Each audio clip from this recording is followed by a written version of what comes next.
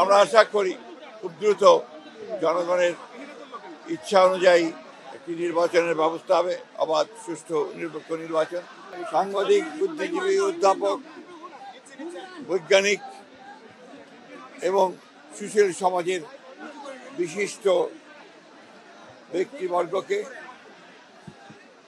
তারা তুলে নিয়ে গিয়ে হত্যা করে।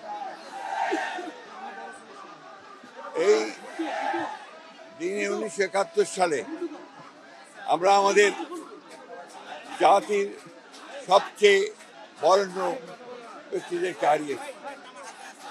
আমরা বাংলাদেশ জাতীয়তাবাদী দলের পক্ষ থেকে, দলের চেয়ারপারসন দেশনেত্রী বেগম খালেদা জিয়ার পক্ষ থেকে, ভারপ্রাপ্ত চেয়ারম্যান জনাব তারেক রহমানের পক্ষ থেকে আজ আমরা সবাই মিলে, নেতৃবৃন্দ সবাই মিলে এসে আমরা এখানে শ্রদ্ধা নিবেদন করেছি এবং শহীদ বুদ্ধিজীবীদের আত্মার মাগফিরাত কামনা করেছি এবং আমারও জাতির সঙ্গে আমরা সবাই তাদের প্রতি শ্রদ্ধা জানিয়েছি।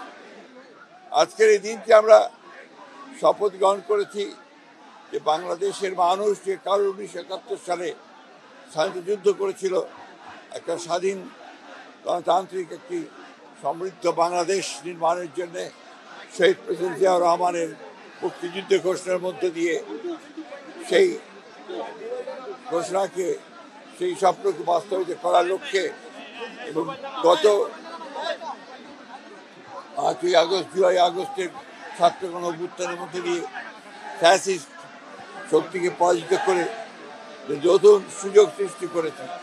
সেই সুযোগকে সম্পূর্ণ ব্যবহার করে আমরা বাংলাদেশে একটি সত্যিকার অর্থেই গণতান্ত্রিক রাষ্ট্র, একটি আধুনিক রাষ্ট্র, একটি বৈষম্যহীন রাষ্ট্র আমরা প্রতিষ্ঠা করতে চাই।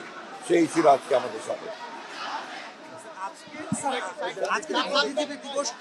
আমরা যে কারণে স্বাধীনতা পেয়েছিলাম, নতুন করে আমরা একটা স্বাধীনতা পেয়েছি 36শে জুলাই বা 5ই আগস্ট যেটা আমরা বলি, তারপরে দিনটা কেমন যাচ্ছে এবং আমরা সেভাবে কি দেশটা করতে পারবো কিনা?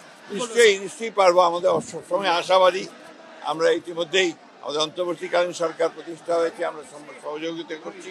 আমরা আশা করি খুব দ্রুত জনগণের ইচ্ছা অনুযায়ী একটি নির্বাচনের ব্যবস্থা হবে, অবাধ, সুষ্ঠু, নিরপেক্ষ নির্বাচন।